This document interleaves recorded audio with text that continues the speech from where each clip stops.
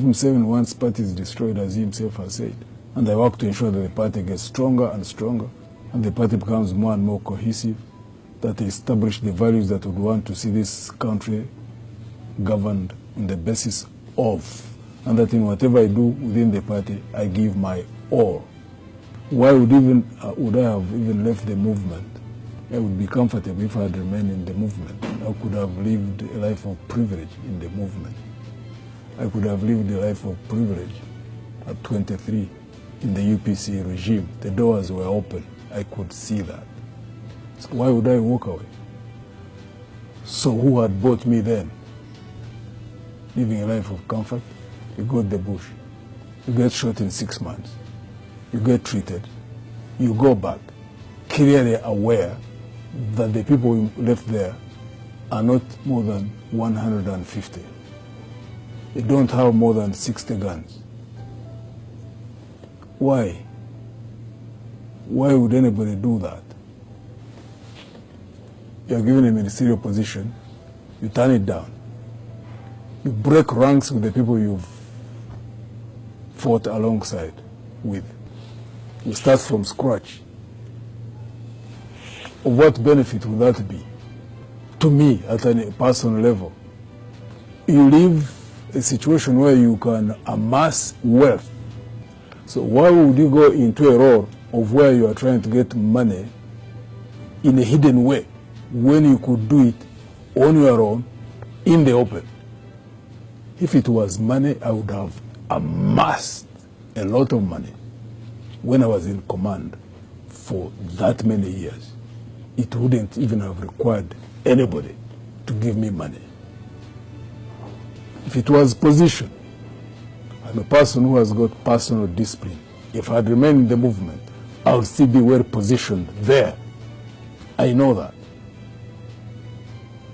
So why would I have to act as a Moor for anybody?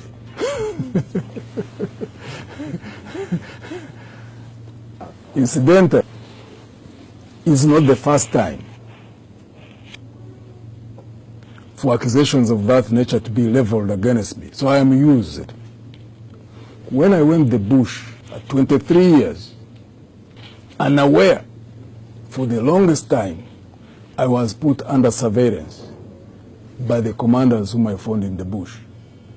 The question in their minds, because they knew me, they said, can Muntuyera's son come here to fight against Obote?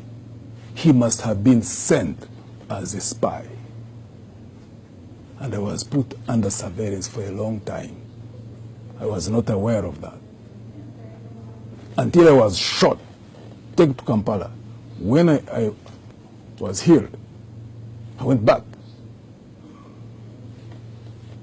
And they kept on observing. And they could see the consistency. And I think they also read my character. Because over time, they must have recognized my values, my worth. That's why time is very, very important. Because the basis of that, they say, do you hear Muntu attacking the army? Do you hear Muntu attacking Museveni? Or what could have caused them to fall apart? People, it seems, don't recognize that you can disagree on principle. They think you must have quarreled over something personal. We chose two paths. In '86, when we took power, some chose to take the path of material things, of self-aggrandizement.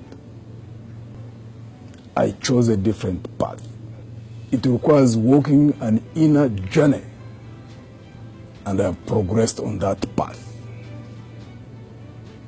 I never get diverted by what people say. Why?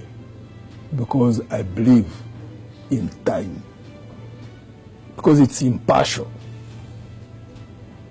It's also ruthless. It doesn't care whether you are an emperor, whether you are a pope, whether you are a president, whether you are an archbishop, whoever you are. Doesn't discriminate. It judges fairly. By God's grace, I have the patience to wait for that judgment to happen.